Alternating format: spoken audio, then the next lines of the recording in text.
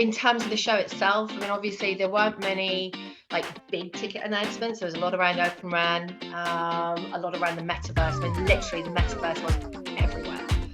You couldn't move for a middle-aged man with a VR headset on. I'm Diana Blass, and today we're taking a look back at Mobile World Congress 2022 with Light Reading's Fiona Graham. Now, Mobile World Congress is the largest telecom event of the year, and this year was the largest attendance we've seen in 3 years. So we would expect a lot of announcements. Fiona, what did we hear about 5G? When this last took place, it was kind of just a buzzword. I think this was the year that 5G did become a serious proposition. I mean, it's rolled out in so many countries now. And all right, it's not standalone. It doesn't have the speeds and the low latency that we need to really get the most out of those use cases. But it's present and it's there, and operators are implementing a lot of the use cases that we're talking about. Can you tell us more about the 5G use cases that you saw? So I saw a really interesting set of demos with Amdocs around the stuff they're doing with agriculture and IoT, using drones to look after apple orchards and that sort of thing. Drones were again quite a big thing. A lot of stands had them. As were robotics and 5G sort of private networks with those that are working on it. The CyberDog Spot, Boston Dynamics robot, was on at least 4 different stands. Most of them were operating allegedly over a 5G network.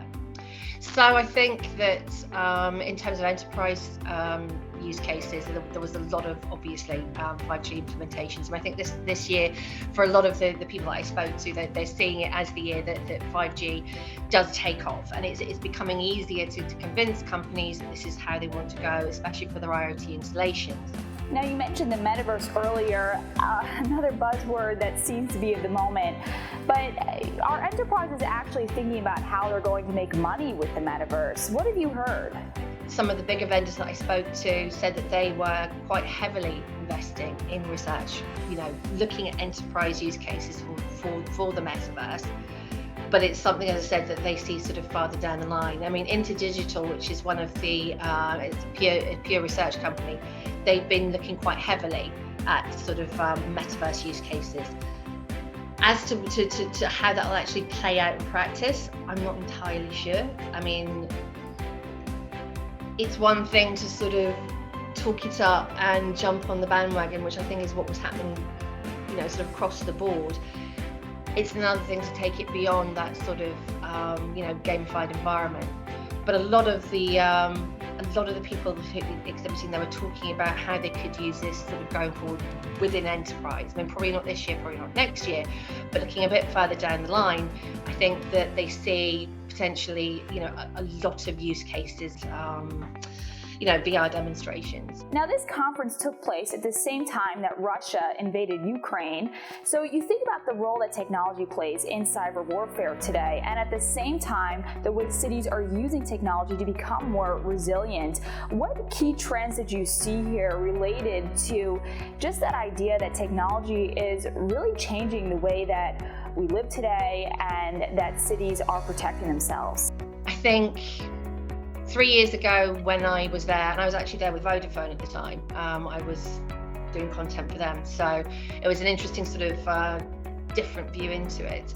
Open RAN was very much on the table, but it was all very notional at that point, whereas this time it felt very much like this was a solid proposition that a lot of the vendors and operators were very much committed to. And I suppose the other thing, one thing we haven't touched on so much is the satellite players, because the satellites, low Earth orbit satellites, the constellations that are being built at the moment, and on that sort of timely thing we're talking about, there's Starlink busy connecting people in Ukraine to the internet. If I was an operator, those are the people that I would be probably most worried about.